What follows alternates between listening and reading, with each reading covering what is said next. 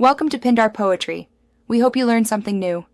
You'll start by confirming storage and launching files so you can search immediately. First, make sure iCloud Drive or local storage is enabled in Settings under your Apple ID. This ensures the system indexes files. Next, open the Files app and tap Browse to reveal locations like iCloud Drive on my iPhone and third-party folders.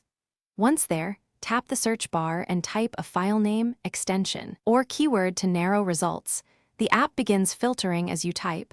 Now refine your search to find the exact document. Once done with a basic search, use the built-in filters like recently modified, size, tags, or file type to eliminate noise.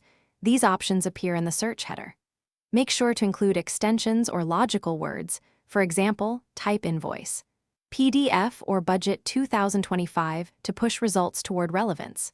If files returns nothing, navigate into app-specific locations such as Mail, Pages, or Google Drive inside locations, because some apps store files separately.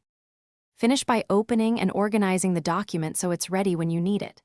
Tap a file for quick look to preview, long press to access, share, duplicate, or move to place it in a folder or add a tag. Make sure Desktop and Document Sync is enabled if you rely on Mac OS continuity, so copies stay consistent. If a file is missing, check App Permissions, Recently Deleted, and iCloud Sync status. Force close files and retry. That resolves indexing hiccups most of the time. Thanks for watching. Consider subscribing if we helped you.